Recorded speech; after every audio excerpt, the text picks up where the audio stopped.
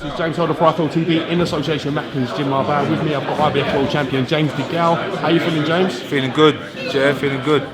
Here for your media workout against your second defence against PORKY Medina.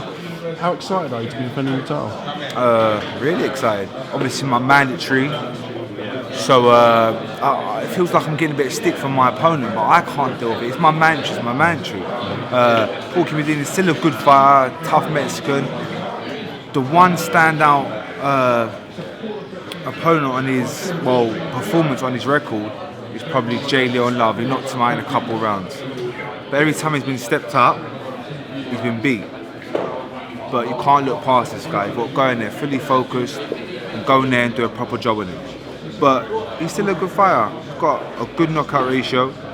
But I'm confident and I can't wait to get in there and show him levels. Because that's what it's about really, isn't it? Levels.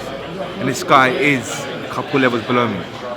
I mean, since you've won the title against DeGALE, you've been to Canada to defend against Lucien Butte. You're now going to Washington.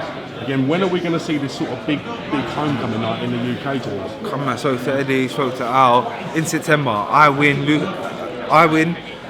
BADOU Jack wins.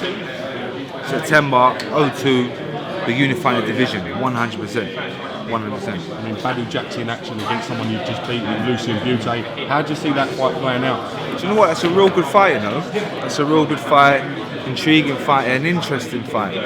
But if the Lucien Butte turns up that boxed me, that's a tough fight for Jack. I'm telling you. But I'm not too sure if I took it out of Lucien Butte for BADOU Jack. I took his soul in that fight really, because he give it his all in his hometown, and I dealt with him nice. So I'm not too sure. How big would the unification clash be with BADOU Jack? And massive. Potentially, can we get that in the UK? We can get that in the UK. I spoke to Al, we spoke to Eddie. Trust me, we can get that in the UK. That's coming. Both of us get through these fights. September time, we're boxing. I mean, we saw at the weekend just gone. Very brave Nick Blackwell defending his British title against Chris Eubank Jr. Nick Blackwell obviously sustaining injuries. He's now in the hospital. Have you got sort of any messages of listen, it's always horrible when something like this happens in our sport, but it's a bit harder for me. I know Nick Blackwell. I've done hundreds of rounds with him sparring. You know what I'm saying? So I class him as my friend. But listen, it's nice because when things like this happen, the boxing world come together. And stick together and show their support. But listen, my fingers are crossed, and I pray for Nick Blackwell. I'm hearing good things on Twitter, and that like he's looking to come out of the coma in the next 24 hours. So please God, touch wood, he comes through and he's all right.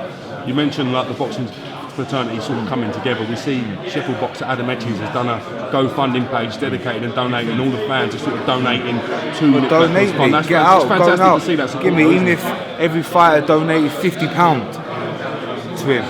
I'm saying, because obviously I'm not too sure what the situation is, but he probably won't box after this. So if every boxer donates £100, how many fighters have we got in England? You know what I'm saying? So hopefully we can do that, and he'll be all right, man. Touch wood. George Groves in action against undefeated David Brophy on the undercard of Anthony Joshua v Charles Martin. How do you see Groves getting on with in that fight with David Brophy? I ain't seen too much of this Brophy. I've heard he's unbeaten, but I ain't really seen him box. You would expect Groves to come through and look well. I think he's meant to be boxing Murray in a couple months, so that's a good fight though. I look forward to that one. Murray against Groves, and I fancy Murray in that one if I'm being honest. But yeah, he should win and look good. Any regret on your part that you didn't make sort of the Groves rematch when it was probably at its highest value? No, has he got regret? That's what I'm saying, because I've got no regret, because I'm just chilling, defending my world title, earning loads of money, travelling the world, and doing my thing. It's just, as I said, man, I'm just content and happy right now. Like, life's great for me. So that is the question, has he got regrets? Because his time may not come again. His time may not come. Them heavy defeats to BADOU Jack and Carl Froch, I think personally, it's took a lot out of him. I see him speak on the camera, I see him speak to Sky Sports, to you lot. But as I say, never know. So come through PORKY Medina, big unification clash potentially in the UK. Yeah, 100%, it's going to be. If me and Jack come through, swear to God, the next fight is in September and it'll be in London. 100%, Jay, trust me. I need my homecoming. I need to box in front of my people. I need that. So, you see. Well, listen, we weren't able to get to Canada, but we're looking to come to Washington. Yeah. So wicked. Make sure you do, man. Yeah. My first interview for a while as well, James. So it's nice. Yeah. So it's nice. Hopefully, we get a chance to catch up a little bit more before man, you definitely. go. And you never know, I might be out there with 100%. you. Yes, brother. Thanks for your time today, James. Anytime, bro. Cheers, James.